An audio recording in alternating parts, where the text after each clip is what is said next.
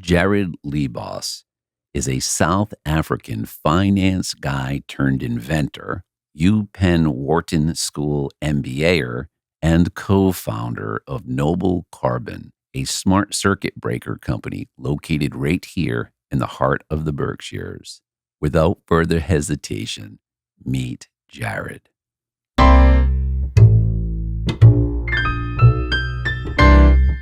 Well, you made it.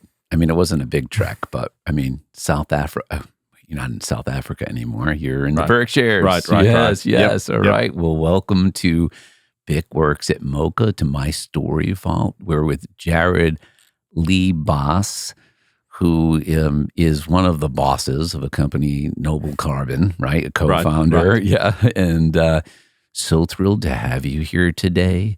I think you have technically traveled more than anybody else to get here. Probably. Yes, I think so. Very likely. I think you win that prize, Jared. And, as you know, this podcast is really about tracing how you ended up doing the work that you did, but we do it through a very generative conversation. And, we're in the vault. So we always start off with, who are you and what do you do? So it's back to you. Go. Well, thank you very much for having me, Doc. It's been such a privilege to be afforded this opportunity, and I took it with both hands. We were a week delayed. I had a couple of arrangements last week that I couldn't get out of, but super glad to be here. Very happy the weather played ball.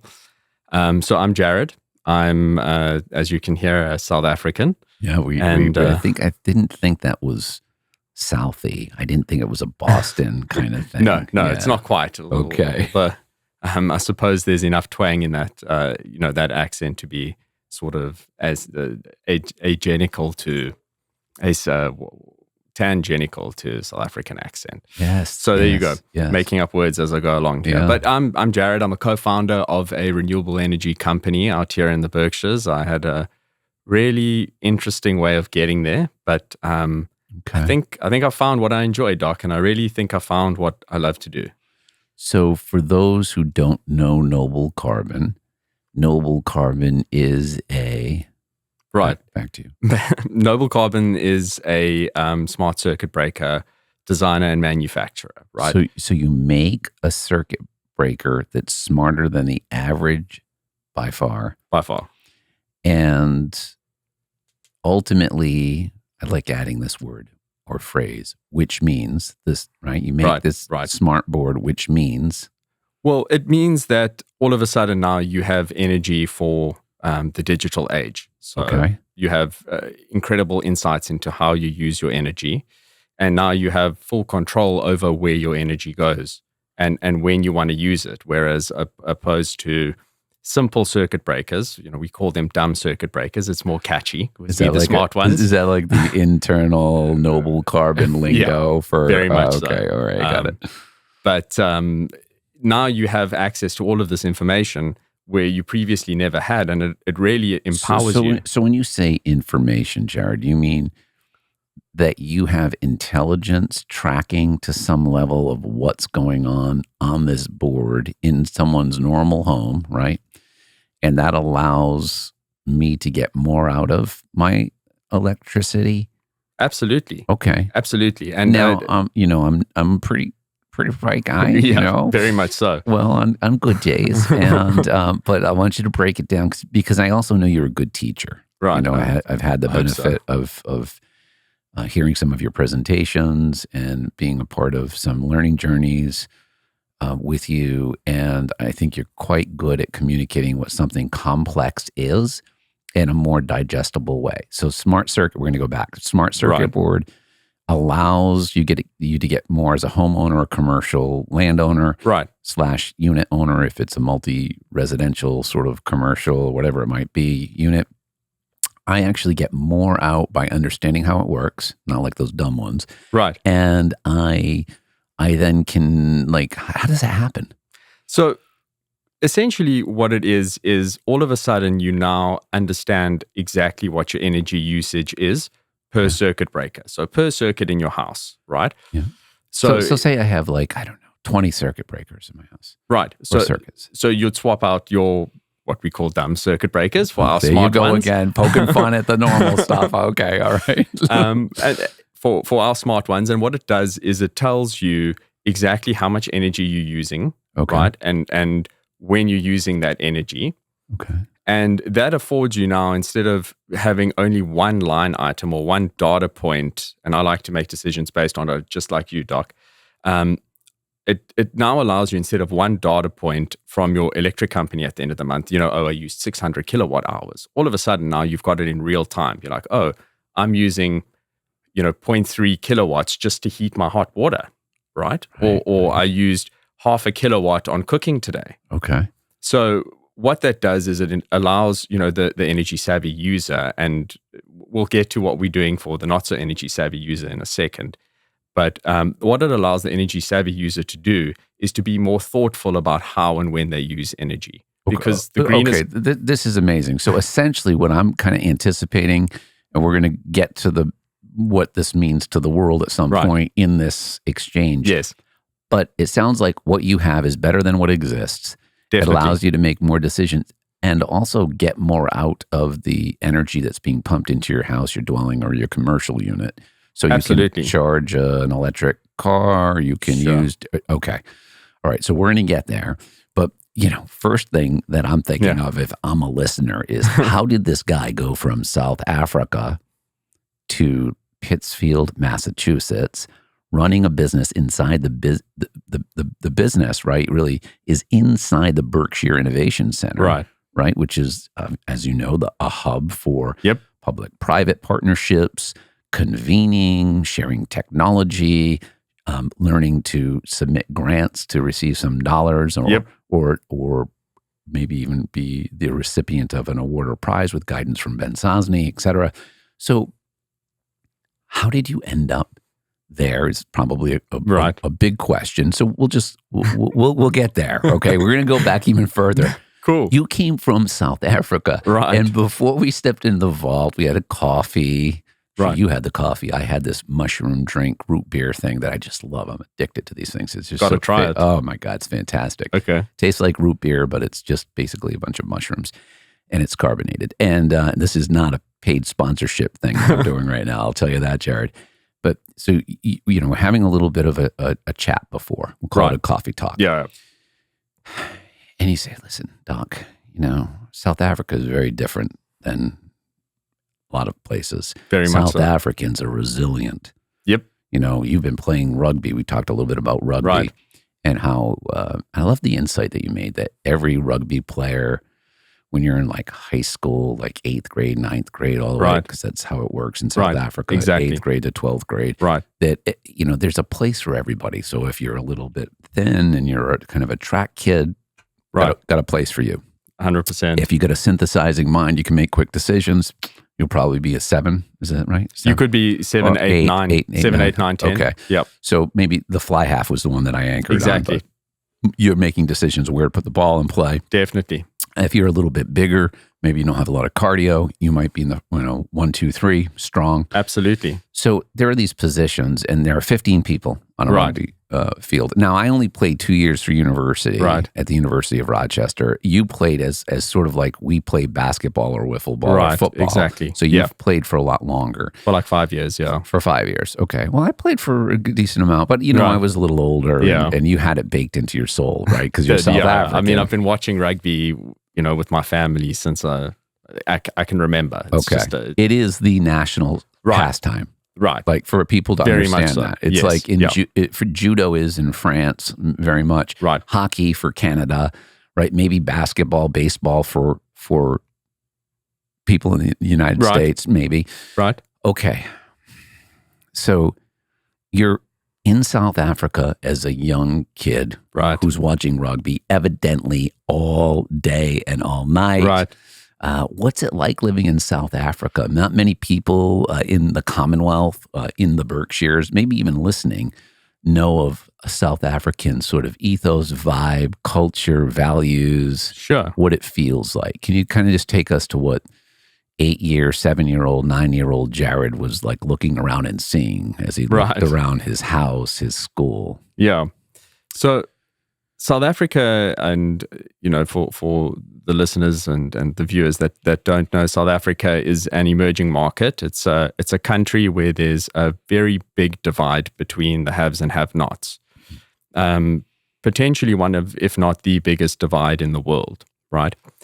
And growing up in South Africa with quite a level of privilege is an interesting space to be in, right? At the time when I was growing up, there was a lot of the hangover from the bad old days during apartheid, and the being a sort of privileged kid, which I am, thank God, my parents were very much sort of middle to upper class. They made a lot of sacrifices for me to have the life I have today, and I'm very grateful for that. But at the time, you trying to process all of this information as a sort of a young human being forming. So when you're in that like 7, 8, 9 year old right framework, right, or bracket of your life, apartheid is like, just to give us a timeline, what's going on with apartheid and Mandela and everything that we might hear by way of maybe Trevor Noah or someone like that. Yeah. Who's clearly always teaching us a little bit more about South Africa than we ever thought we would know. But I would say that you're right there is another teacher for us. Right. So. And I mean, this is my data point. It's so take it with a pinch of salt. But sort of 8 years old, 1998. I'm 35, so born in 1990. 1990 was essentially the official fall of apartheid. It was in decline for many years before that, but there was the official transition, and then they sort of took over in 94. So there was like a little bit of a. So you were born in what year? Say that one. 1990. 1990. Official takeover was in 94. 94. But so you're 4 years old. Exactly. But there are rumblings before. Yeah. So it's not just a flip of the switch, right? There's a lot of chaos, entropy. Right. There was a lot of that in sort of the 80s, right? Where there was like a lot of unrest and that type of stuff. And then sort of 1990. And for people to really get it, what does unrest mean? Because in North America, right, especially the Northeast corridor, unrest means I was in traffic for a long time. They didn't get my coffee right at Starbucks again. It's unrest. It's crazy. I mean, it's in the true sense, it was teetering on the edge of civil war. Okay. Right. So there was a lot of political murders. There was a lot of sort of violence happening, violent protests. Currently in political office being murdered. Right. Or potentially in future political office being murdered. There was like, state-sponsored terrorism and things like that. So it was, and again, this is my data point. I might be getting some things historically wrong, but it really was the bad old days. You were 4 years old. So, some of this would translate over storytelling, right, through the family and the neighborhood and cohorts of friends, right? Okay. Absolutely. Got it. So, but that gets you off the hook, by the way, saying this is one data point I might be off. All right. Go ahead. I mean, look, I'm from financial services. I'm not a historian. So, some of the stuff is really what I experienced. And, I was 4 years old at the time. So do you remember anything that was an indication of unrest when you were younger? I don't. Okay. I don't. So things were pretty clear at that point. Right. When you were exactly. Exactly. I mean, I did live through a different type of unrest, and that was sort of during I think it was the 2021 July unrest. It was either 2020 or 2021. And that, I mean, we can touch on that, but that was absolute chaos. But so growing up, the real sort of hangover for apartheid was the privilege side of things. So now all of a sudden, you playing with people on the playground, and you have things that they don't, and you don't really understand why, right? Mm-hmm. And that was something, looking back on it, that was something that really teaches you in your later years to appreciate what you have, to realize that, what you have today and the system that you're taking for granted today is very fragile, and it only exists because there were people before you that cared enough to put it in place. Mm-hmm. And if you are the generation that doesn't care, then it's going to disappear. Wow. Okay. So take me to the playground, right? Keep me in the playground. Take me to where you noticed that. It would be something as simple as just shoes. Like I would have a shiny new pair of shoes, and my friends wouldn't. Like, right? Did they wear shoes at all? Or? No, they did. Okay. But some of the students were Berkshire students, so they had scholarships, right? Okay. So it wasn't necessarily the same set of shoes that I had, right? Or their clothes might their school blazer. We wore a school uniform, right? Okay. So this is private school. Private school, phenomenal school. Okay. I'm very privileged all to boys. have all boys. Okay. All boys, right? Okay. And very privileged to have attended it. Love my school. So you noticed the difference at a young age, very much, right? So. Yeah. Because what years did you go into private school? Well, I mean, that's a good question. I started attending.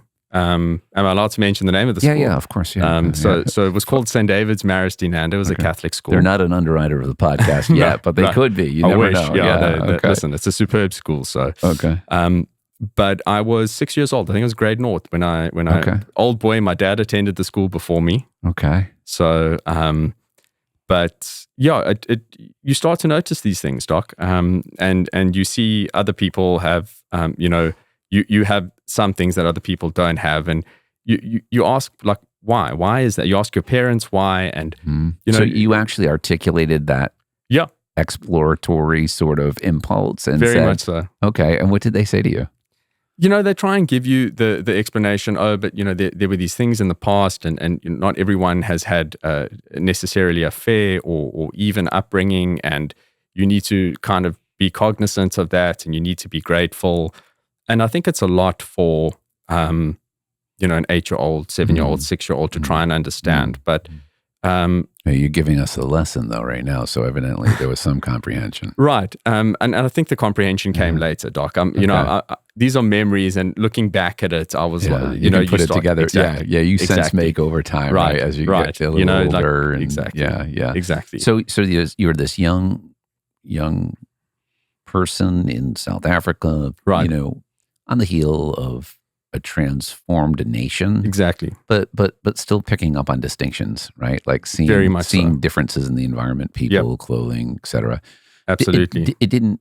Sounds like it didn't make you feel ashamed, but that it made you sensitive. Were you truly sensitive, or were you told to be sensitive? Difficult to remember. Now that you're thinking about it, I'm just putting you right on the spot there, Jared. I think. In my younger years, probably not. I don't think I had the capacity to be sensitive. Okay. In my older years, definitely. I had the privilege of doing outreach in high school to one of the local sort of underprivileged public schools. And what we would do is after school, we would teach science.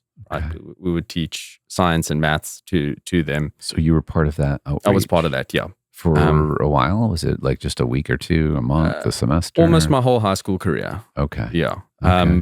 So you sustained the outreach. Right. Over time. Yeah. What drove you to do that? Was it a requirement, or was it just an option that you could exercise? Right. So that's a good question. Now, my memory is a little bit gray on whether it was or wasn't a requirement. What I can say is that there was motivation for you to do these things in the school because there were awards that were given for doing service and being a good sportsman and being good at academics and things like that. So the initial entry point was great. I'm going to get my service award for this, right? Right. But learned to love it, enjoyed it. Yeah. You did. You enjoyed it. And long after getting the service award, I continued to do it. Okay. And wow. It was very good for me because it really aided my learning. When you're teaching something to someone, I feel like you really learn to understand the content. But it's a great point. It's a great point. It's how people who perform martial arts, or if you're a teacher of a subject matter, even at a high level, and you go to from tenured professor even to retiree, which some of my colleagues have done, they kind of get tripped up sometimes, and they have to go back and keep teaching to feel that relevance and that connectedness and relatedness to not just the topic, but to other human beings who they can render better off by providing some knowledge about a particular topic, whatever the case might be. So you really liked it. I enjoyed it. I enjoyed teaching. I've always said that, Do people tell you, hey, be a teacher? They did. They They did. did? Yeah, my teachers recommended me be a teacher. And I would. I don't think I would go back to formative years, though. I think I would do university, maybe follow in your footsteps one day, Doc. Yeah. But I would. Well, yeah, remember, would love to. I started in industry and wrangled through entrepreneurship to industry Right, to exactly. the academy because, I kind of did it differently. Yeah. I believe the industry is the real world, right? No, exactly. I love being an entrepreneur, and hopefully one day, I am successful. Please God. Yeah. And if that is the case, I will most certainly enjoy and be privileged and take with both hands an opportunity to teach at any of the universities that have been key to my success thus far. So when people meet you and they're like, "Oh, this guy is a Wharton MBA," right? I don't know that they would unveil, even after a couple of conversations, that you had such a deep passion to be in service, whether it started with an award or not, right? Yeah, and then became this person who was motivated to teach and share from a more intrinsically, self-determined perspective. Sometimes we thin slice people, right? We rapidly form opinions that really don't serve the person or even the relationship, and so. I appreciate you revealing a little bit more of the sincere motivation to help others beyond the award box being checked, right? And I think it's testament to sort of the ethos of the school that, sometimes people just need a push in the right direction, Yeah. And the push was this, whatever it was, the small award that you were going to get that in the greater scheme of things didn't really mean anything. But I really hope that, the sort of peers that I interacted with and that I helped through science, I hope that they got some benefit from it. And I truly hope that, I made a difference in their lives. If I did. If I didn't, but no harm, no foul. But. So didn't become a teacher, and teachers are kicking dirt in South Africa saying, "Oh man, he could have been such a dynamic teacher." Right. So then what did you do when you decided not to teach? Where did you go to school? Where did you do uni, as they say? So at the University of the Witwatersrand, which is essentially a university in Johannesburg, it's a government university, but very good school, very good reputation. Relativistically, pretty highly ranked. Yes, very much so in terms of South African universities and universities on the continent. Very good school. And very good school for what I went to study. I studied accounting, financial accounting. But didn't practice, went straight into investment banking. Pump the brakes on this race car, brother. Sorry, okay, so accounting and finance from teaching. Right. Maybe you could share some of what triggered you to designate yourself in that line of study as somebody who should be a student and eventually get a degree and in that area. What about numbers, finance sort of excited you or enticed you or hooked you that compelled you to go after this degree?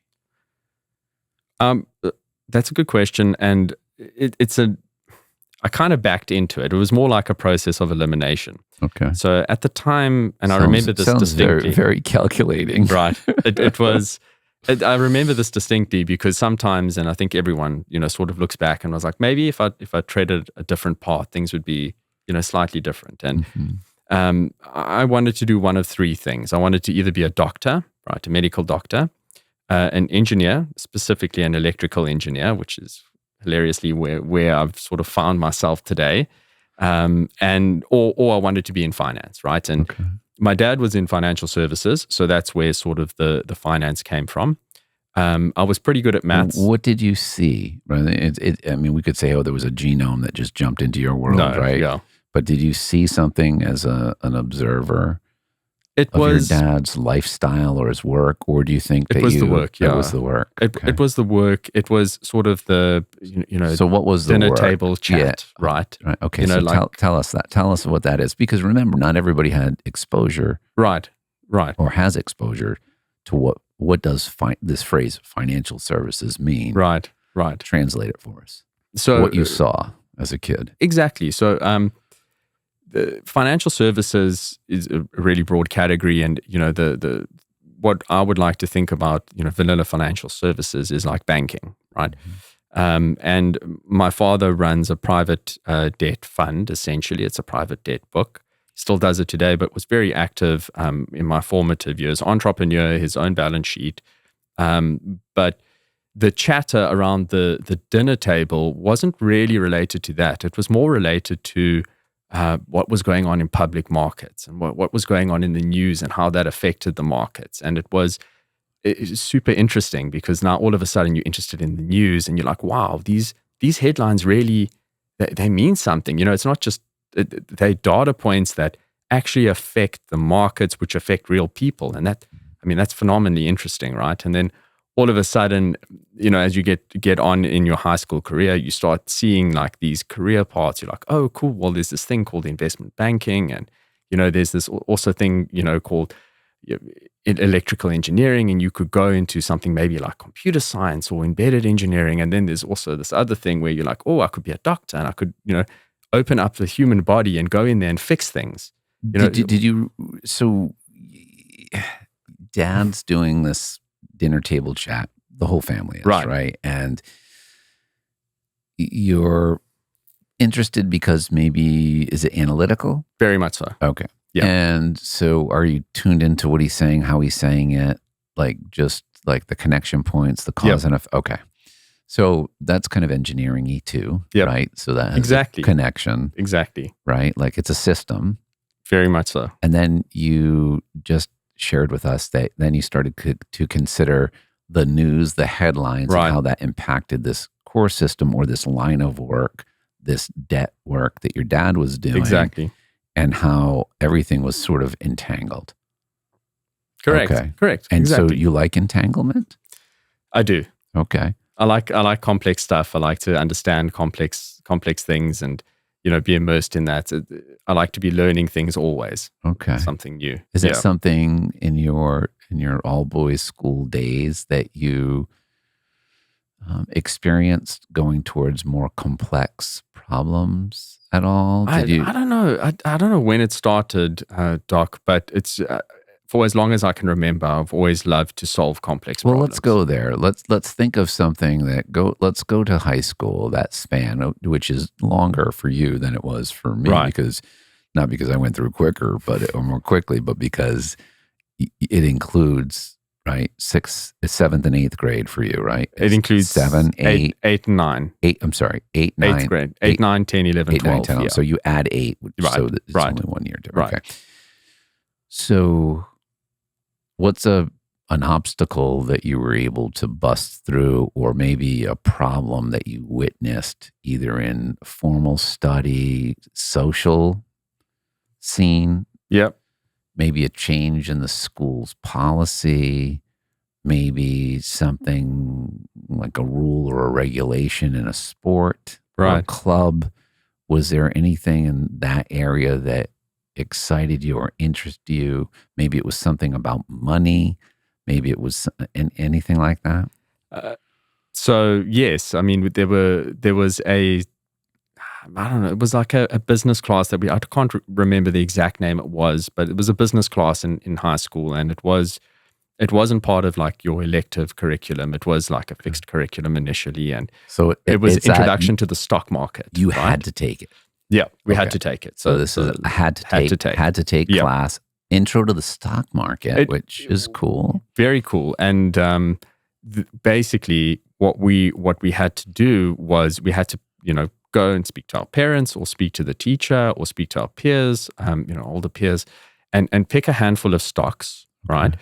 And whenever the class was, they would have the newspaper, and that's now, I don't know if newspapers are as prevalent as they used to be, but they published the previous day's prices of the stocks in the newspaper.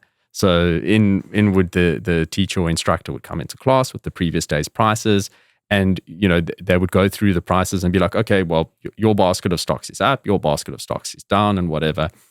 And I kind of gamed the system because of the arbitrage, right? The stocks would essentially be yesterday's prices, and they would, because of that, you could you could game Friday's prices because Friday's prices were published only on Tuesday. Okay. So you would essentially have a 3-day arbitrage in your portfolio. Okay. So I was a little bit naughty, and you think it's funny now, but it was clever. It was you were gaming something that could be gamed. Exactly. So it wasn't foul play. No, it wasn't. And I feel a bit better because it wasn't 4 marks that like the marks weren't allocated for how well your portfolio did. It was more along the lines of your thinking. Did you expose this to your teacher? Hey, by the way, or did you keep this? You did. So I think they changed it the next year. But look, it was difficult in those days to get livestock prices. You could, unless there were computers and the internet had sort of just gotten going. Remind everybody what year this was, roughly.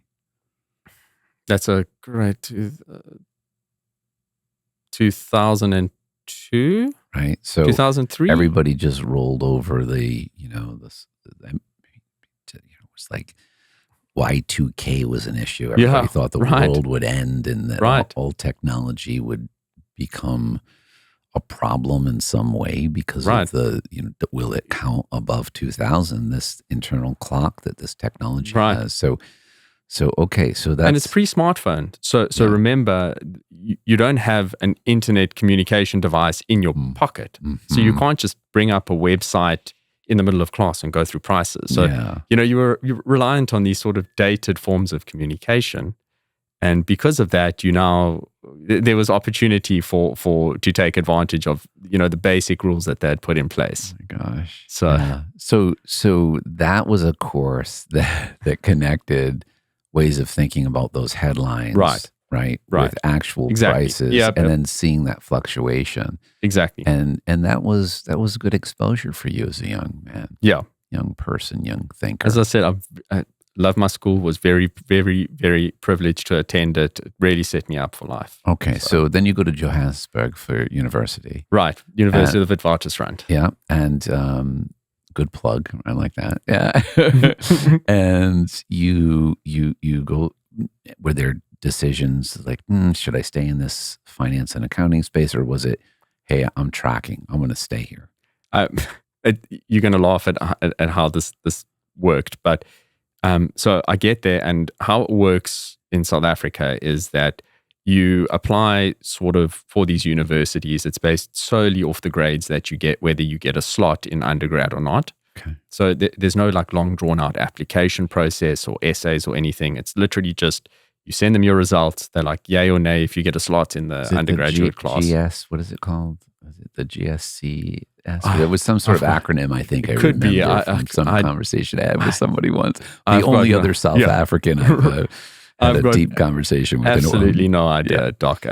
But what happened was I'd applied for medicine, which I hadn't gotten the results yet, so I don't know whether I got accepted to the medical school or not. I applied for the engineering school and for the finance school. Okay. Right?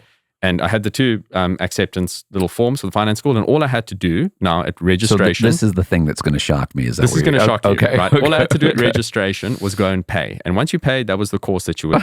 Okay. As simple as that. Right? Wow. So I arrived there on the morning of, and all my friends, some of my friends from high school were there, and I made the decision based off where my friends were in the queue for finance, so I went to finance. Hey. I belonged to that group. We played rugby together. That's it. Let's I go. grew up with. We're all still friends today. Okay. Still very good friends. Belonging matters, after all. Very much so. And looking back on it, so that was the friends line. The finance line was the friends line. Right. You had the background Exactly. from dad.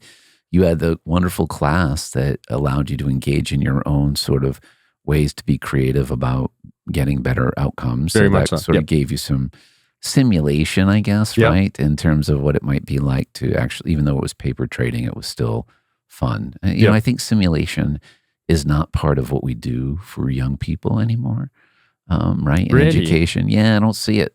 Because there are really... That's a shame. Yeah, well, you've come into the United States, right? Right. So the education system, even though, by the way, that same stock game, I actually, when I was teaching computer science and psychology at the university, at LaSalle Military Academy, right, which was a military prep school, Christian Brothers were there, so it was a Christian element. It was all male at the time I was there.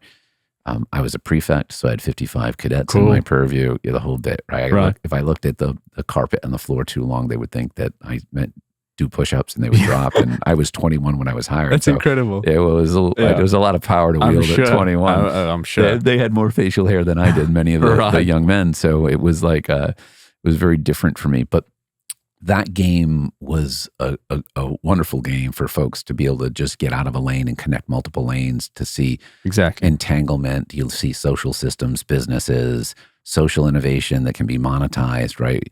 You can start to look at like, who is broadcasting the Olympics, right? Yep. And then that has an impact on stock prices. So I think that we just don't see a lot of simulation. Like I call it learning in the fringe, between industry and sort of classic classroom action. So, but I can assure you I did some of that at LaSalle Military. And I hope some of my students actually woke up some internal motivation. I've got no doubt you did. Yeah. I've got no doubt you did. So here's what I'm thinking. You get to university, you go with the friends finance go. That's the line. You come on out. And what I'm thinking is, I know a little bit about your past, and you ended up going into investment banking. Correct. Was that something that straight out of university that you said, hey, look, I'm going in this direction? Did somebody pull you aside, a professor, a teacher? Do you have an internship? What happened there, Jared? I had a brief internship in investment banking. I did, but the motivating factor was as a sort of accounting finance stream in South African tertiary education, in order for you to qualify for your board exams, you need to do 3 years of practical training. Right? 3 years? 3 years. In addition, so this is concurrent with the university program? This is, you could do it concurrent, but very few people did because the curriculum is very rigorous. So typically it's 3 years after. It's called articles, right. So we had accounting articles. So everybody gets this right. You finish graduating and you have to work in the field. Right. So it's sort of like in the United States, we might call that a very, very long internship. Right. Is exactly. That kind of what it was? It was. There was a requirement for a couple of board exams over the horizon, and you had to meet certain criteria defined by the governing body. Okay. The programs had to meet certain criteria, so it wasn't just a free for all. It was relatively structured. Somebody who knew your aunt didn't sign off on the paperwork. No, exactly. Yeah, right. Exactly. Right. Unless your aunt or her friend was a very high profile businessman running a multinational company, which I think probably did happen, but I didn't have wind of it, but I could see a scenario where that happened. But so let's pretend it didn't happen. Let's pretend that the South African Ethics Committee caught all of that stuff. Fair enough. And let's say, I'd love to hear how that impacted you, like being in that work for 3 years. It's not something that we always experience here in the States. Right. And we'll eventually make the bridge, right? From this accounting and finance track stream, even to articles, to ending up in Philadelphia, right? Which happened a few years ago, right? So, do you think that was important? Very much so. Okay, how so? Tell us. So, what did you learn? Well, the first thing was the decision between in practice or out of practice articles, right? So that was, do you want to go to an audit firm and do vanilla auditing accounting articles, or do you want to do something different? And that was out of practice. And so I always want to do something different. So I'm wired. And the frontier there was banking, right? You could do your articles in banking. And there were a couple of the sort of big sleepy banks in South Africa.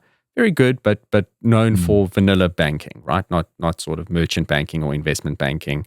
And then there was Investec, which is my first employer, and where I've got a lot of friends, and incredible company, incredible bank, and was super attractive. So that was like, I set my sights on it. I did an internship there. I made some friends and connections there, and I think they all put a good word in for me. Okay. and was privileged enough to be accepted to their out of practice program. And it was 3 years, right? Defined 3 years of articles where you would rotate around the bank, doing various things within the bank.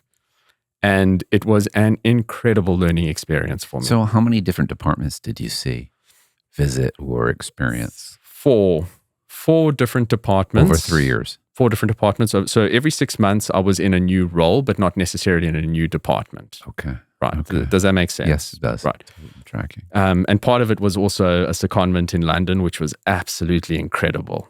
Right. So going to do like banking in London was, especially in the heyday, you know, when banking was really cooking in Europe and in London, was absolutely incredible. So you went through this amazing exposure experiment, and you got hooked on one of those departments? Right. So I mean, this is where sort of the engineering comes back in, is that I like to think of sort of finance, especially the esoteric types of finance, as financial engineering, which is a course that they teach at business school. Whoa. Financial engineering. Financial engineering. They may teach that at business school, but it's not a naming convention that we normally hear. Right. So did you realize that when you first said it? Or like, is that like, did you stamp that, or did it get stamped on a class? No, it's in the finance world. It exists. It's like a pretty I'm well. aware it exists, but did you think that way before you knew that it existed? No. Okay, so you went into financial engineering class. Right. Well, I really kind of I kind of learned that this whole field of like really complex transactions and designing like complex structures or complex products or complex ways of accounting exists, and you can do it in a way that will affect both, you know, the client or the target or your returns. And all of a sudden you command so much power, but your limit really is like your own thinking, you know? Okay. So which is engineering, right? Isn't it? It's amazing. Because I'm thinking about, of course, a circuit board, right, versus classic banking, right, versus you show up with all these lived experiences and varied perspectives, right, and this idea that you can re-engineer something for multiple stakeholders, including the community, the energy company, the owner of the property, the resident of the property. Right. So, okay, it's starting to make a little more sense now. Why you do what you do. So, I mean, look, I got the engineering side of it, you know, in banking. So I ended up, my final sort of, call it rotation division, was corporate finance, which in the States is referred to as M&A, mergers and acquisitions. And that was, you know, we were designing structures for listed companies, you know, redesigning their capital structures. So you were doing like really big transactions. I was 26 years old, and, you know, you running on a deal that's billions of dollars, and lots of pressure, lots of power. You know, so like it was an absolutely you traded all that experience. In for flannel shirts and over time, yes, 16 inches of snow and ice. It's amazing. Exactly. So all of this pressure, right, allowed you what to think, how to grow, how. It really taught me personally, this is data point of one, right? But really taught me where my limits were.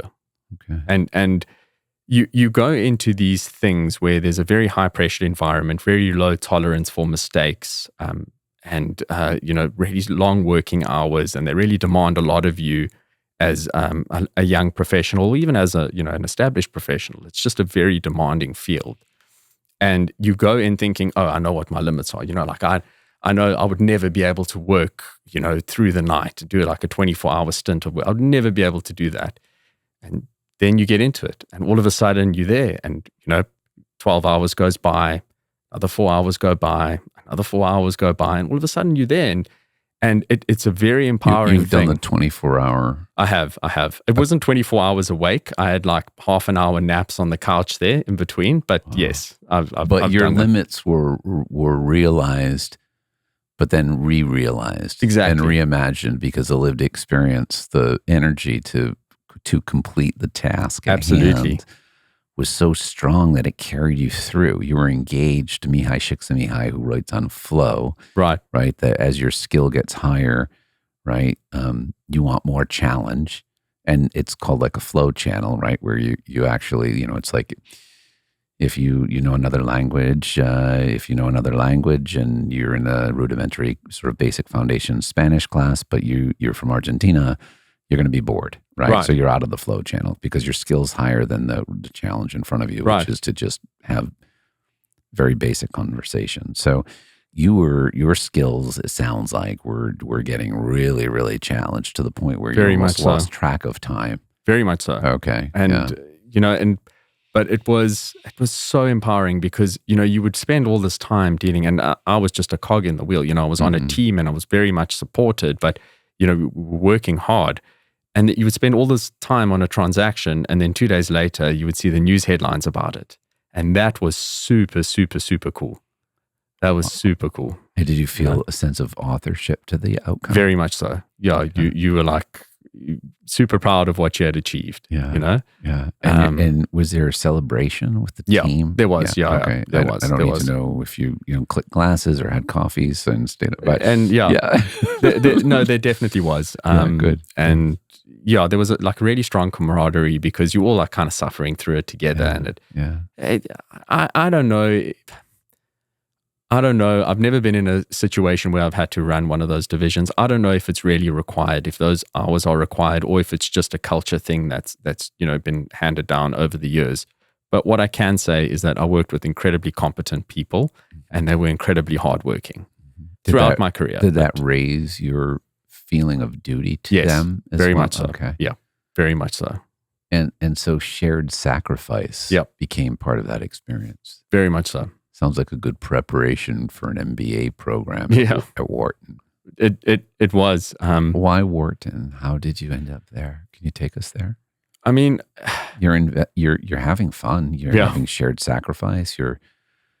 So post my investment banking articles, Doc, I did a little bit of entrepreneurship stuff. I raised a little bit of money and ran a small private equity fund for 2 years, and then along with a couple partners, bought and am still quite involved in a wealth and asset manager. In South Africa. Assets under management. Assets under management. Yeah, we do. That's how it's. Correct. AUM. AUM. That's it. Yeah. Exactly. All right. So that was. So do you have colleague friends that were in that line to go become finance people that you played rugby with? Are those the guys who were running the firm now? Or no? Unfortunately not. That would be a good story. That would have been. It would have been. It's okay. We want the truth, went Jared. Different paths. Yeah. We all. We did, right? We all kind of went down different paths. We all graduated accounting, finance, and everyone's sort of like somewhere in industry. So you still have a foot in the AUM, assets under management. Yep, so very much so. So you're helping people invest money. Yep. Okay. Yep. That's not what you do a lot these days. You don't spend a lot of time doing that. But does that help you as an entrepreneur in the space that you're in now? Because there's some income or stake in that enterprise as you do this other enterprise?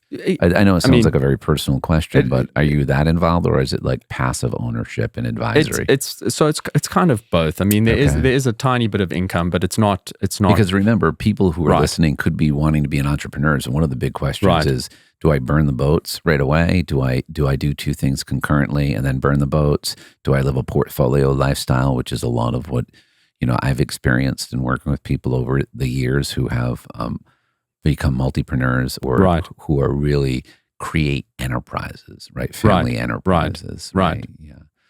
So, I mean, it's an interesting one. I have a lot of responsibilities for the asset management business because of both regulatory as well as, sort of my personal pension to look after people. I've given people my word that their money will be safe, and I have a responsibility there. It's not something you can just step away from. And in South Africa, because it's a South African firm, right?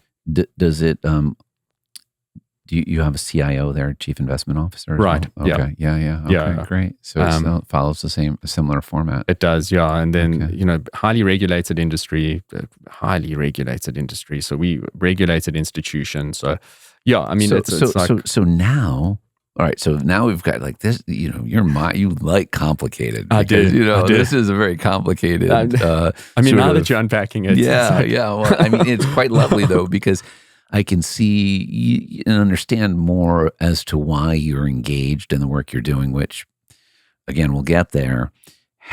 But the back narrative is really important in Right. understanding you and how you're positioning your life and becoming this entrepreneur 2.0, where you're, Right. helping teach people Yep. that there's other technology available that relates to marketplaces Right. and the dynamics of the world, clean tech, et cetera, but also has to be regulated because, Yep. you're in a regulated space, right? Electricity Very is much so. regulated. Right. So what you do and how you do it has to fit within some sort of parameter set, Sure. right? Engineering, Yep. right? Okay. So you decide to leave South Africa at some point. Right. How many years ago was that now? When you left Wow. full-time? Full-time left South Africa 2019. 2019. So only, just 5 years ago. Yeah. almost six. Almost, yeah, right. 5 years ago. Yeah, 5 ish. years ago. Ish. Yeah. We'll do the ish. Ish. So that usually financial Rounding down, yeah. people don't do that, but we'll do the ish for the Right, podcast. right. Thank you. I appreciate that, softening. So in 2019, probably in 18, en route to 19, you had this idea to go to school to Wharton. Right. Okay. Tell us a little bit about that. I mean, by all accounts, you were quite successful. You have connected many dots and Right. experiences, motivations, and competencies. You have a high degree of organization and Right. discernment, analysis and inference, a bit of exploration, and some creativity all at play here, right? It's like, Right. whoa, I'm seeing it all those mental muscles. I'm like, hey, I can understand this guy. But then, of course, here comes the exploration taking the lead, saying, yeah, but we're going to go to uncharted territory. We're going to go Exactly. into some ambiguity here. Yep. You're going to go into this MBA program. Right. Tell us about the motivational sort of vibe feeling. Can you report it out like, hey, I was thinking this? Like, take us again back in time. A lot of the richness Sure. of this kind of conversation comes from the return to key moments, right? Right. Where you sort of Right. say, oh, yeah, like, So take us to that space where you were like thinking about school or something more than what you were doing. Right. To me, the primary driver was a change of geography. Oh, It was Okay. young. I wanted to, sort of go see a new country, and like the safest way that I thought of doing that. So there's the side of me that's like, loves to push the boundaries, but also enjoy a safety net. yeah. And the safest way I thought of doing that is, well, let's go back to school. I enjoy studying. I enjoy teaching. How hard, how hard could that life be? It was an incredible life looking back on it. But, at the time when a little South African kid moving to the big USA, it's pretty daunting. But so the decision to go and study overseas, that was the decision. And then it was, okay, now what do I do? Right? I already had a master's degree in tax, so didn't really want to do anything like hyper specialized again. So that's when like the allure of the MBA, it was like, oh wow, there's this sort of generalist graduate degree that's, kind of general management, but you can also, if you really wanted to, go down a couple of rabbit holes here or there. Is that how they sold it at yeah. Wharton? Well, that's how they sold all the MBA programs, really, Yeah, right? yeah, And I think that to a large extent that is true. I think that there's, the tracks that Yeah. come along with it. Yeah, Yeah. sure. I mean, don't be under any illusion. It's very business focused, right? Mhm, But mhm. I think it is pretty much a generalist degree, and you kind of can chart your own path. But the deciding factor of the geography was really the length of the program. Okay. So the typical length of the program in the European / English programs was only a year. Okay. And I was like, I don't know if a year is long enough for me to see if I like this geography or I like this lifestyle or whatever. States was 2 years. So I was like, great. States is the decision. And that was it. And then, Boy, you synthesized pretty quickly. It's almost like, look at those guys in the line, those friends of mine. Yeah, I know them. They're in the finance line. I like that cue. I'm going there. yeah. So here it was longer program. The motivation was geography, right? Right, exactly. Learn a new space, place. Right. So were there other schools other than There Wharton? were. Okay. Right. So And I mean, like I'm sort of bearing my soul here, but I didn't get in the first time I applied to Wharton. I only got in the second time. Okay. Right. So I applied to the MBA program twice the year before, so 2018 or was it 2017 and I got in 2018, something like that. Okay. But I applied to sort of the top 5 schools in the US because again, it's tiny little South African. What do you really know about how the system works? I mean, looking back, I think it was really arrogant of me, but very privileged to have, for them to have let me in. So I'm super grateful for that opportunity. But so the first time I did it, I didn't really understand the application process. It was foreign to me that you had to, motivate why you would be a good student or why you would fit in or whatever. Different framework. Very different. For me, my tertiary education was purely, okay, did you get good marks? Cool. You got good marks. Welcome. Yeah. So I didn't know the system well. And so you had to make a personal statement, which is very different. Right. Tell me about yourself. Right. And then there were these like interviews, and it was just like, it seemed like a lot, right? It was like a lot of effort for worth it. Let me tell you, looking back, very worth it. Can't say it wasn't, but different process to undergo. Were you resistant or just curious as to the difference? I think I was a bit of both. Okay. A bit of both. Yeah. Okay. Got it. But you trucked through. You drove yourself through. They're the gatekeepers, Is that how you resolved it? Like, hey, look, you know, what I have to do this, so I'm going to adapt and negotiate my way through this new space. Exactly. Okay. So you doesn't matter whether you're resistant or not. If they're holding the keys, you got to play by their rules, right? Yeah, I would agree. I think that's right. So that was it. So you got in. Got in eventually, thank God. Yeah. It was a lot of time and effort. Got in, and you just don't say no to Wharton. Yeah, right. So you went in. Lived in Philadelphia. Met your partner in your current enterprise. Met my co-founder in the program, same cohort. Not the same cohort, but certainly.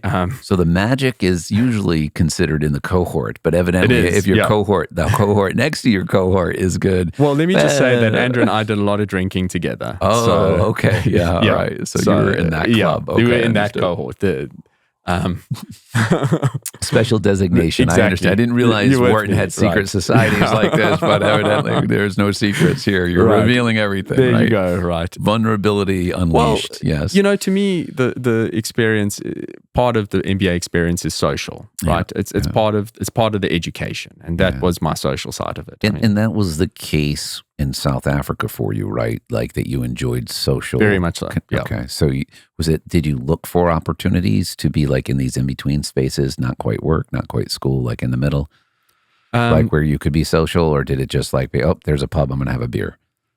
That's a good, a bit of both, actually. Okay. Yeah, a bit of both. Most of my socializing in South Africa centered around, my very close group of high school friends. Okay. And then, sort of a close group of friends that I made at university. And then my socializing sort of at business school some of it was sort of, I don't know anyone at this event, but it's a business school event. I'm going to go there, meet a couple new people. You go grab a beer, say hi to someone and be like, oh, well, what do you do? And then all of a sudden you've made a new friend, right? Yeah. Or a new connection, and that's where you met Andrew Crane. Exactly. Okay. Right. So was it like your first go around, or did you go out a few times and bump into one another and just have good conversation? We met pretty early on in business school. Okay. Okay. And I enjoy my beer, and he as much as Andrew, or who's? Well, I mean, that's a good question. Okay, it's a good. I don't know as much about beer as Andrew does. That's for sure. But I certainly enjoy drinking it. Okay. So Andrew at the time owned a brewery, right? Mm-hmm. And that was just like, I'm like, oh my God, that's so incredible. Like, and where was it located? So right here it was in Dalton, right? In the building is the stationery factory. So it escaped me for a second. Yeah, you got it. The stationery factory. And it was called, or still is called, Shire Brew House. And anyway, so he introduces me, himself as like he's an entrepreneur. I wanted to be an entrepreneur. What do you do? Oh, I do. I've got a small brewery in my hometown, and then it was like, okay, cool. Well, I mean, I want to support you. Wharton guys trying to look out for each other. Yeah. Like, bring me a little selection of your beers. So he does that. I'm like, all right, cool. So let's crack open a can, let's have a beer and get talking. And we just got along like a house on fire, you know? Wow. So, So socializing, right. couldn't be better for you, right? You run into the beer guy. Yeah, exactly. Right. Who has this like nice setup, an aptitude for understanding beer. Right. And probably so much data about / information about how it's manufactured. Did you discover a lot about the beer business? Very much him? so. Okay. Yeah. Very much so. How did that influence your formation or exploration into partnership once like you went from social to understanding your partners? Because essentially you both pre-selected each other, right? Right. And, an old wise man who was in my life years ago, Russell, who was my accountant years and years ago, right. said, you always should, the partners should have a pre-selection process. And if they do or they don't, eventually one's going to predecease the others, or they're going to both sell the business, or one's going to want to cash out. And so it's really important to get it right. Yeah, very much so. Have boundaries, have, an affinity toward the other, because you're going to probably be around one another. A lot. Yeah. Right? Almost like those days of shared sacrifice that you referenced earlier very much so. In banking. Yep, very much so. So tell me about how you moved from feeling like, hey, neat guy with the brewery, to, hey, we have a shared understanding of some of the complexities or needs of circuit boards. Right. Did you end up at circuit boards right out of the gate, or did that evolve over time? Yeah, that kind of... So I'm asking you a couple of questions, right? Right. Partner selection / the development of your sort of the kernel of an idea that led you to develop this company that then kept you in the United States. Right. So, it was an evolution of things. It wasn't sort of one eureka moment on all of them, right? Okay. So it was sort of like a slow evolution. But Andrew and I started out as friends before business partners. We were friends, and we became good friends over time. And, I got to know him as a person. I got to know his family, and he's got incredible morals and values. Mm-hmm. He comes from a very good family who also have incredible morals and values. That to me is like one of the most important things about having a partner, is that you've got the same moral compass, right? Did you feel at home in that pairing? Very much so. Yeah. Very much so. It's a really compelling feeling. Yeah. When you have values alignment. Right. Exactly. Right. And people will sell you values, but when you experience someone's values, like align with yours, is that harmonic sort of syntonic vibe. It's like, wait a second. And I'm not just talking about the beer drinking, right? But like the moral, the ethical, the familiar, the care for family, the do what's right. Go ahead. You had something to add. Jump right in. Come on. Let's do it. Like a crystallizing moment when, like, when you'd really test the metal, right, was COVID. And I had to get from Philadelphia to Washington to catch a repatriation flight. Airports were closed, right? Okay. There's no flying. It was still all of those like travel bans and everything was in place.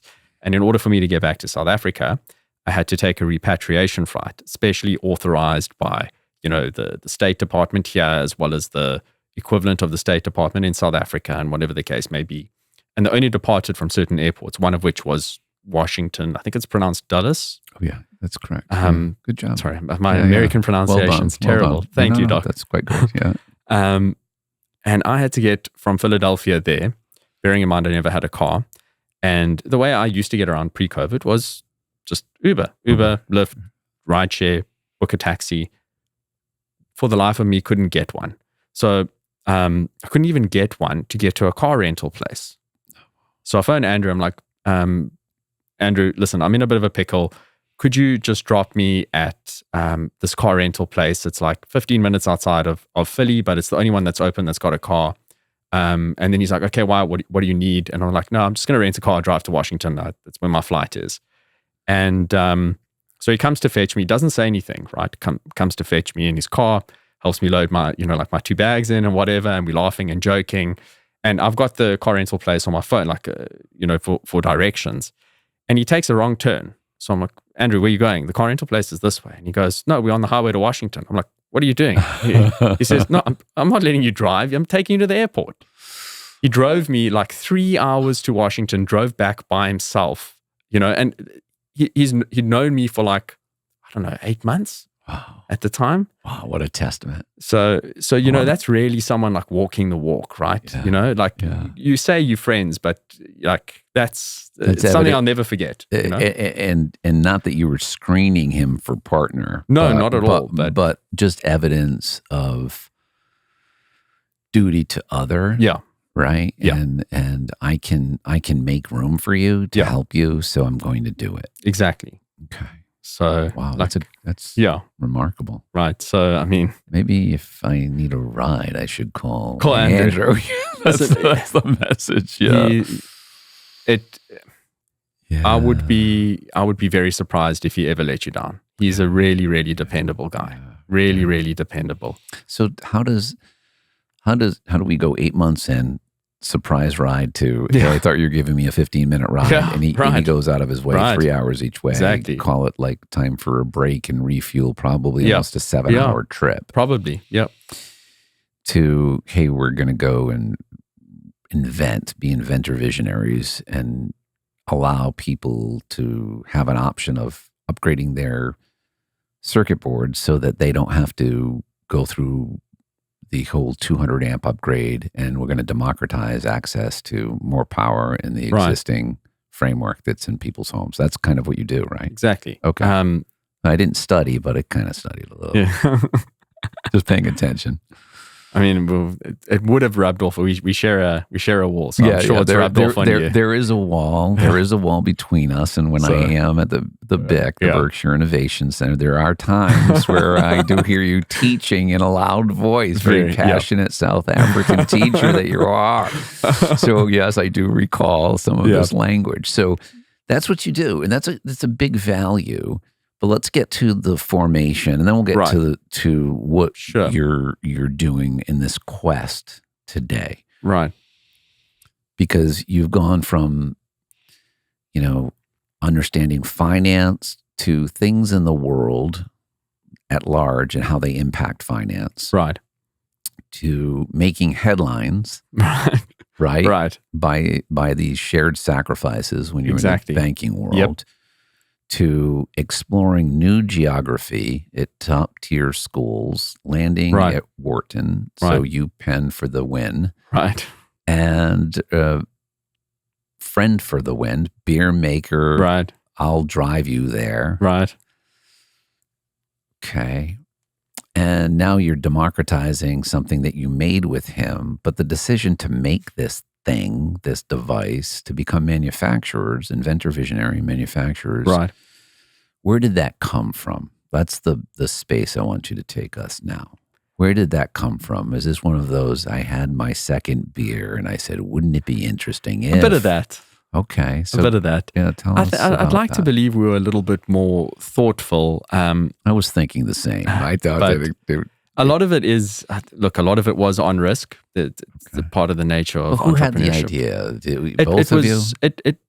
I had By the way, the beginnings of the idea. I'm not looking who was first, right? No, I'm just like, how did this seedling, right? How do we go from root to fruit in terms of the idea is what I'm looking for. Exactly. So it was based off of something that I was doing as a hobby, right? Okay. In South Africa. It was... at the time, the rolling blackouts in South Africa were extremely bad. I mean, they're not as bad. So this goes back to the beginning of our conversation that this is an emerging country. Right. People don't look at it or hear it that way. Yeah. South Africa is emerging. So rolling blackouts are synonymous with emerging.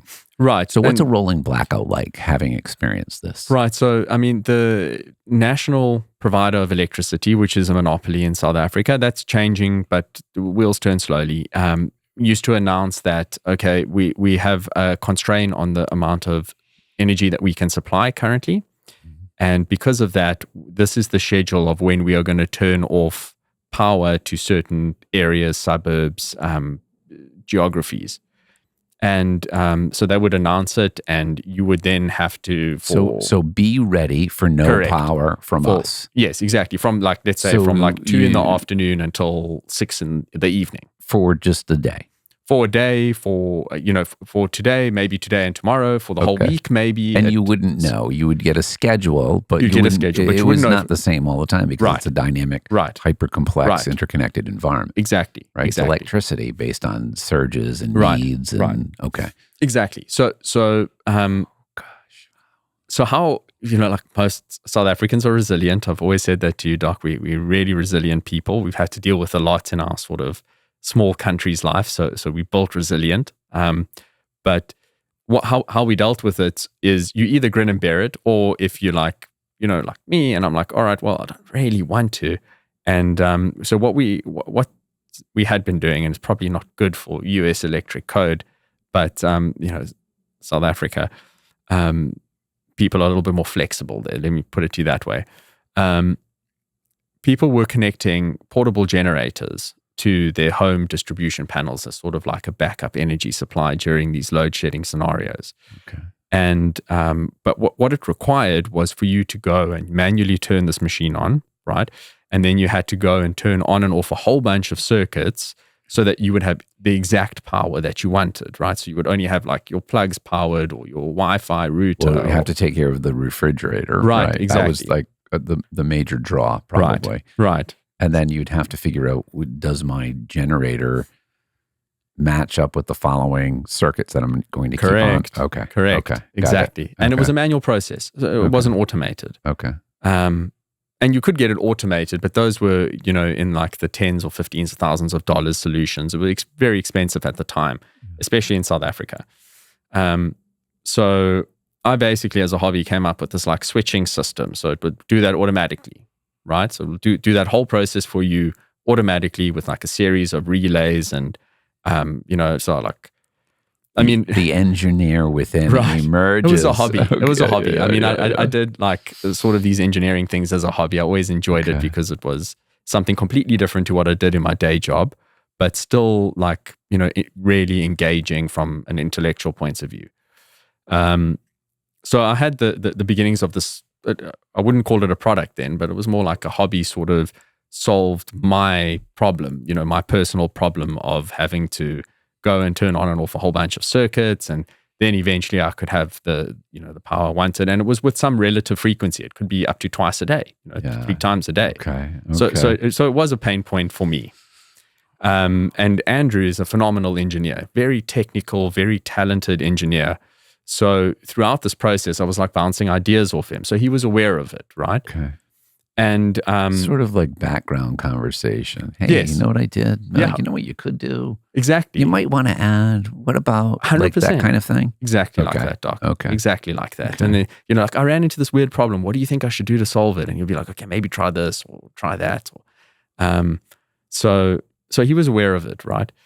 And roughly about the same time, that whole report from the European Union came out saying, well, this is, there's real scientific evidence of climate change. Climate change is real. We're affecting the Earth's climate by the way that we, using fossil fuels and adjacent products. And because of that, we've caused real measurable change in the climate and potentially going to cause irreparable damage if we don't do something about it. Mm-hmm. So Andrew, like we were aware of it, we were both aware of it, and we were talking, and we were like, yeah, it would be fun to do something together. And he was like, yeah, it would be fun to do, but what would we do? And I was like, well, let's follow a theme. This like clean energy theme seems pretty cool. It seems like there's enough money chasing it, and we can make a difference, right? And I was like, yeah, cool. And I was like, well, This reminds me of I would win the service award, so maybe I'll do it. But then I really like doing it, Right. because I help people. Exactly. Okay. I mean, our motivation as a real, as a raw sort of capitalistic entrepreneur, is profit generation. Like we want to make money, right? Mm-hmm. But the climate side of things is also real. Like we are also passionate about renewable energy. We're passionate about doing things cleaner, because the truth is, why not leave the planet a better place than when you found it? Mm-hmm. You know, we're here for such a short time. If you can make an impact, why not? Mm-hmm. You know? And it's right in front of us, hitting us in the forehead these days. So exactly. So the EU report comes out, you have this conversation, and then boom, light bulb, right? Right. I was like, oh, I've got this, you know, this sort of hobby thing that I was doing. Why don't we like riff on it? Let's see if we can take this and make something of it. So you took the working prototype from South Africa, so to speak. Yeah. Right. The hobby, we'll call it, because you keep being so humility based in your it really, sort of. It really was that. Well, you know, I mean, so then you built off of it. Exactly. That's exactly it. And then you became a stage 2 accelerator company. Right. Which means you ended up with real estate inside the Berkshire Innovation Center. Exactly. You went through the Manufacturing Academy. Correct. You went through human skills, technical problem solving skills, getting more engineering. Right. Exactly. Sort of satisfied, right? Right. Because you have this thirst, a hunger for engineering. Right. So it gives you different frameworks. You're good at being able to understand funding. So right. now you're bringing all of this together. You're synthesizing like that rugby player right. in that key playmaker position. Right. So, okay. So exactly that. So, you know, like all of these things, and you're a playmaker now, aren't you? I am. Yeah. I mean, I never had the ball skills to play fly half, but I think I am now, which is great in my sort of own really small part of the world. So for those people that understand fly half is the person who pulls the ball out of the scrum. Second one. After. Yeah. The one after. My apologies. It's been a few years, right? I'm 55. Right. You might be 35, but I'm 55. And you know, right? Because then it goes inside, right? Right. And, yeah. So you and then eventually would get to me, which I would be in the outside. Okay. Yeah. So okay. So right now you're making decisions like a fly half. So for those folks, again, when you ever see rugby on TV, on cable, or on YouTube, wherever you might see it, the scrum is pushing forward and trying to get that ball out of you know, the ball goes under. Then there's someone who gets that ball out, and then there's someone who decides where to take it. Right, exactly. And you know, can you go to the weak side? Not so many people running it, or the side with more of a, you know, sort of an angle and more players. Exactly. And there are a lot of other things that player could do with the ball. Right. So that's what we're referring to in this really crazy reference in the middle of a conversation about career pathing and story pathing. Right. So you graduated from the MBA program before you came up to the Berkshire Innovation Center. Right. I spent a year working in Boston, believe it or not, in the same company that Andrew was working at. Okay. Wasn't a great fit. Okay. Enjoyed what I was doing, enjoyed the people I worked with, but realized. What competency didn't fit? Was it you were too exploratory, too creative, too? What was that? I don't know. It was, maybe it was the culture. Maybe it was, you know, I was itching to get into this idea that we had sort of started riffing on. I don't know. That's a good discomfort, though, right? Like, I don't fit with you because I want to go build something. Exactly. Right. Okay. So you had this idea of like conjuring up a better version of the thing that you built in South Africa. Exactly. And did it really take hold after you left that role? Yes. Okay. Yeah. So it was important for you to leave the role. Very much so. But it was important for, I think, if I were to offer my sort of really humble opinion in entrepreneurship, it's important for you to de-risk as much as possible, because you are, your day-to-day is going to be very risky, right? Entrepreneurship is a risky business, and it's important for you to de-risk that as much as possible, which is kind of why, you know, I spent a year working for another company. Andrew spent a couple years. He spent a little longer than me working for it, because we wanted to really set ourselves up for success and be like, okay, is there really something that we can run with here? So it was like a ripening process a little? Exactly. Exactly. So we didn't just jump straight into it and be like, okay, I'm going to bet the house on this. I don't think that that's a good tactic. Well, you know, it's interesting. I think you eventually did burn the boats, which is a whole other book for folks that they could look at. And it's a great old historian reference or historical reference that's worth understanding, right? Because when the boats are burned and there's no going back, right? You have to go in, so you don't hedge.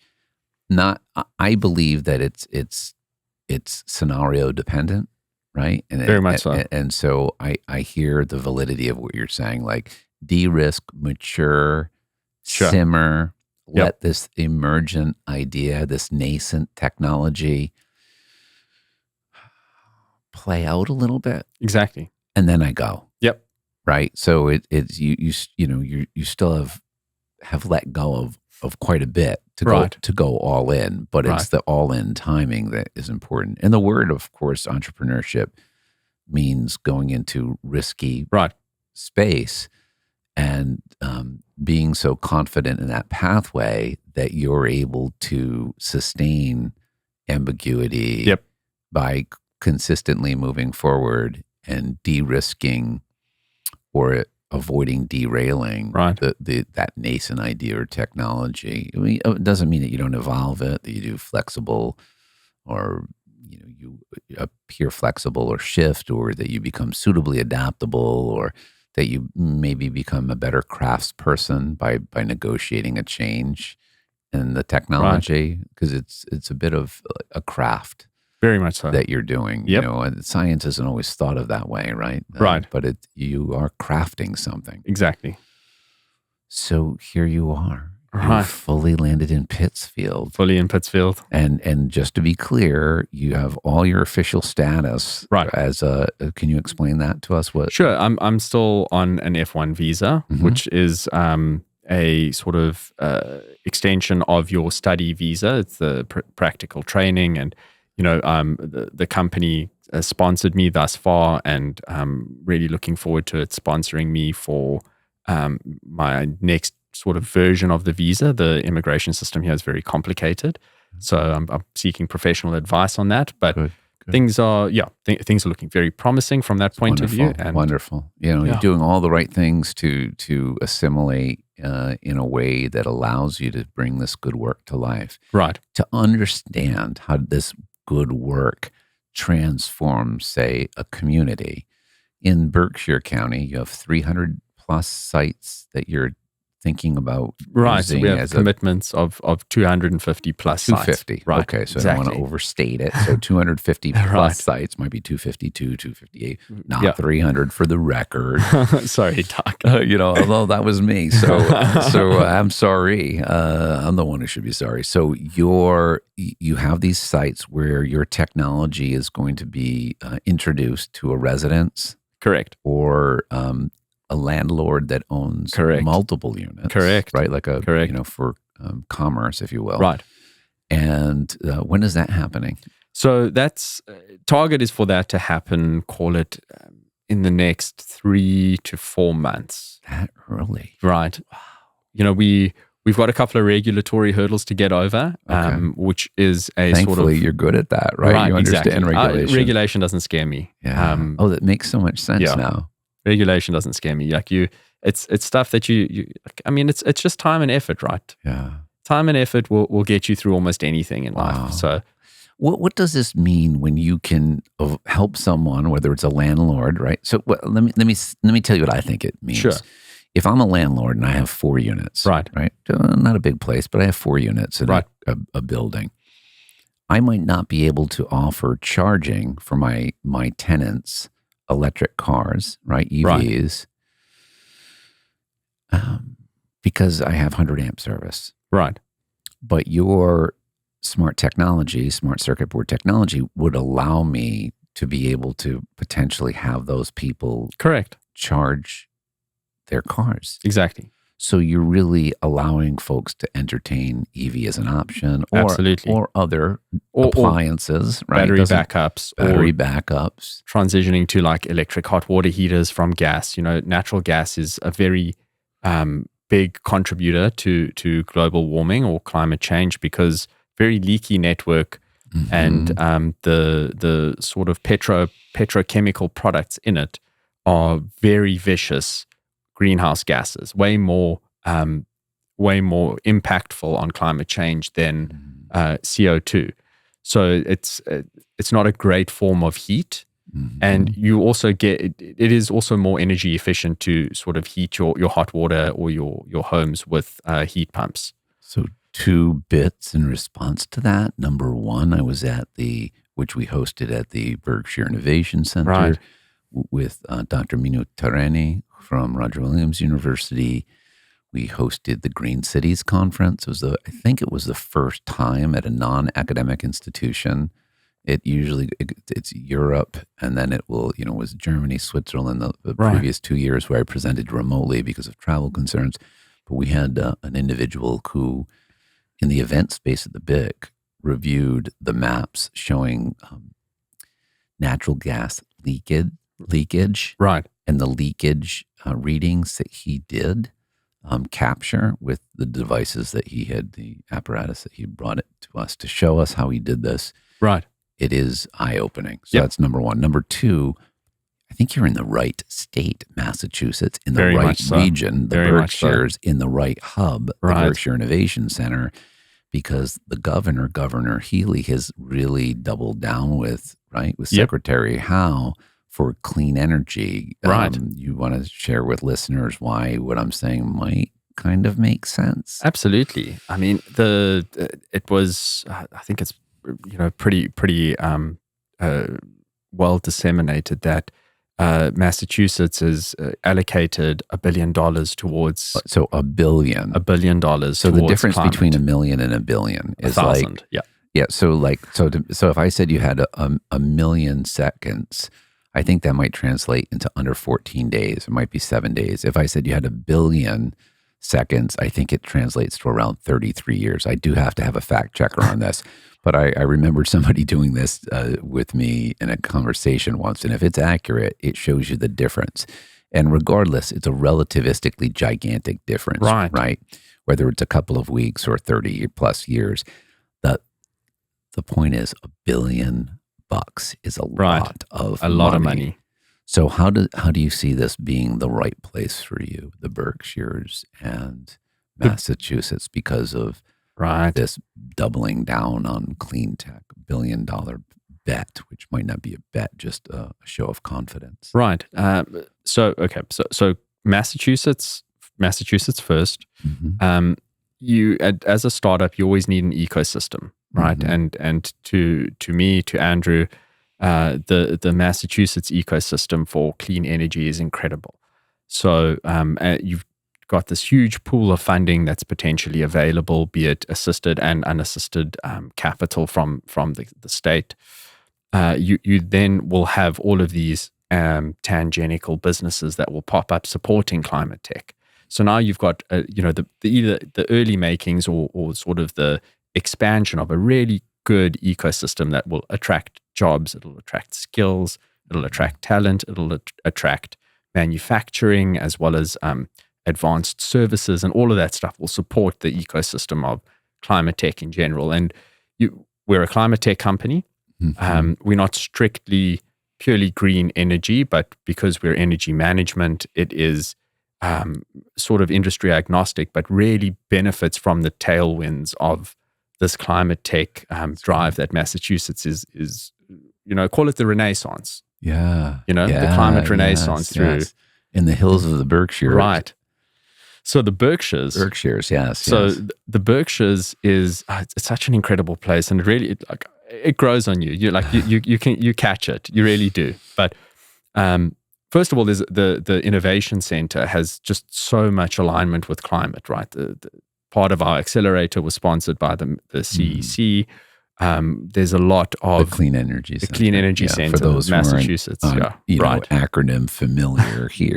Right. And also the big one, a pretty big award, the United States Department of Energy one award. Of 4, right? Or one of 3? One of, I think, 5. Right.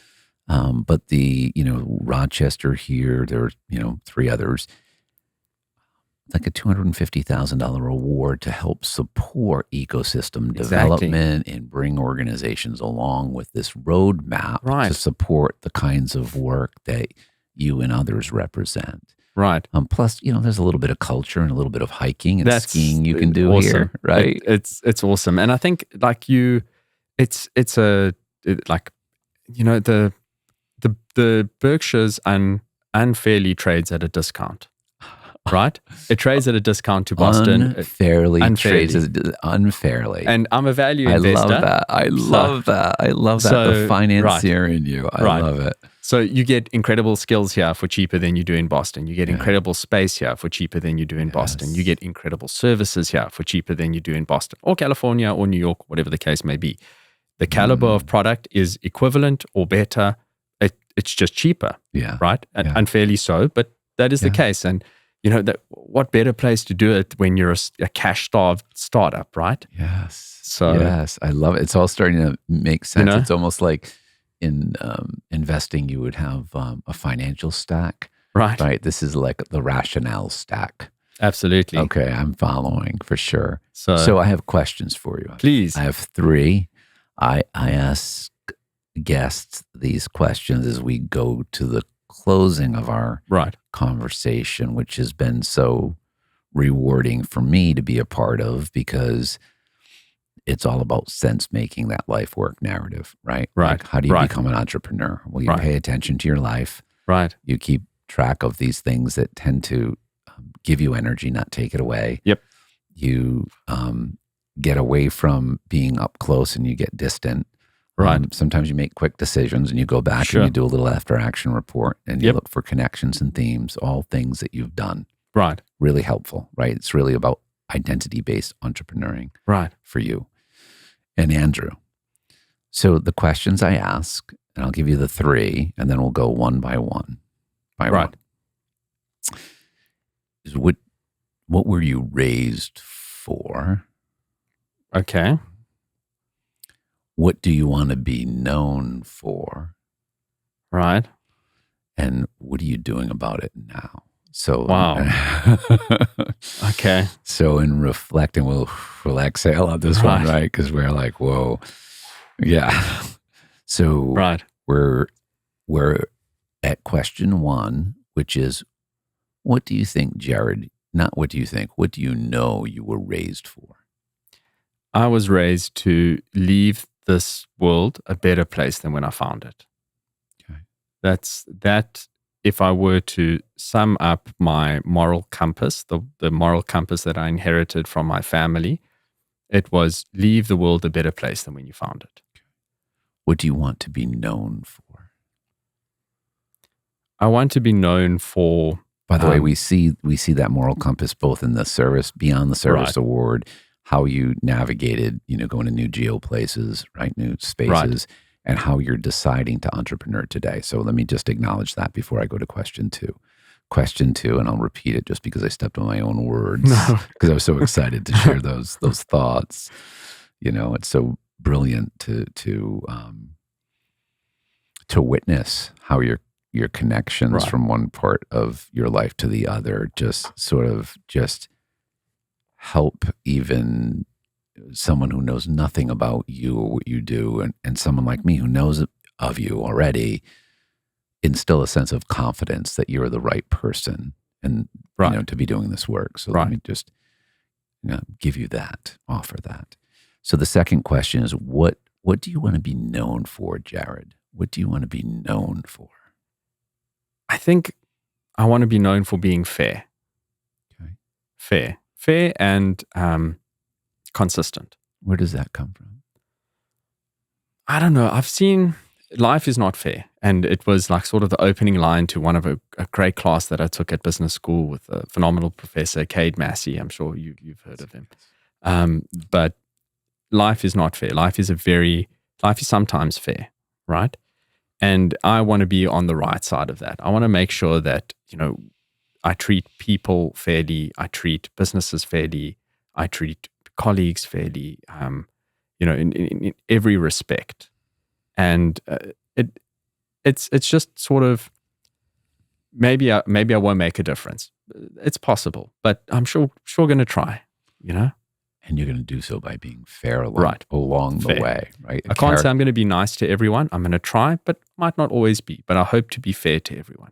So what are you doing about it now to ensure that when the moment arises where you get to make the decision, should I be fair or should I just blow this vendor apart for not meeting the deadline?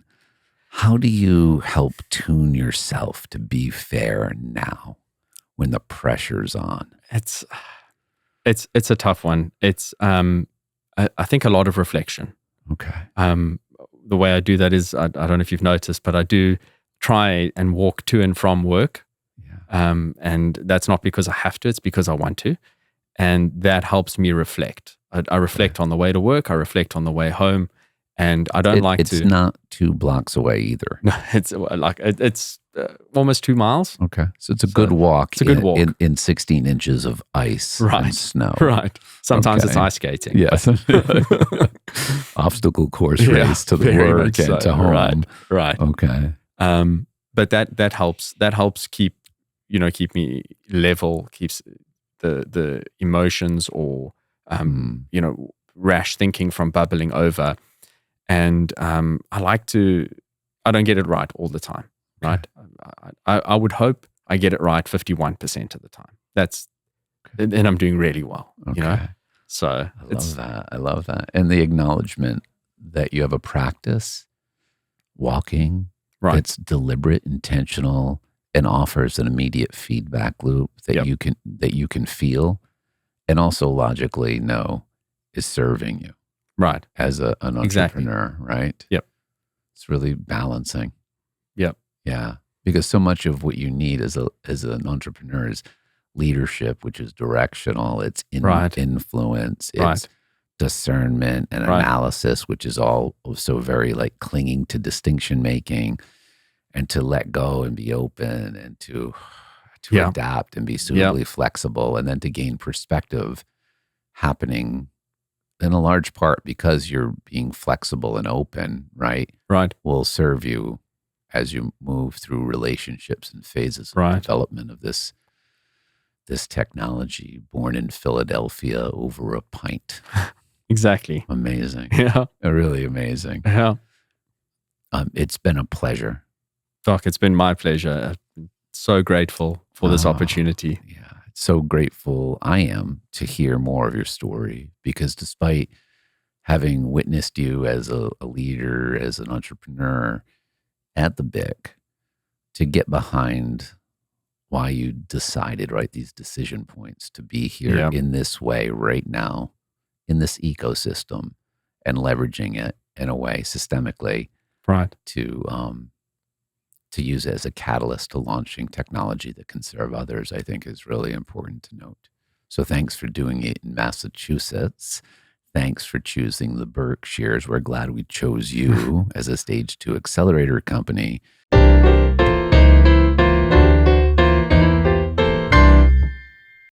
Every story matters. I'm convinced. And what matters to you matters to us and to the guests you just heard from. So please drop your insights, realizations, and takeaways in the comment section below. Give us a like, and also maybe even share with a friend or colleague or family member who could benefit from listening to this story. That's it for now. Dr. Dennis Rebello signing off from my Story Vault.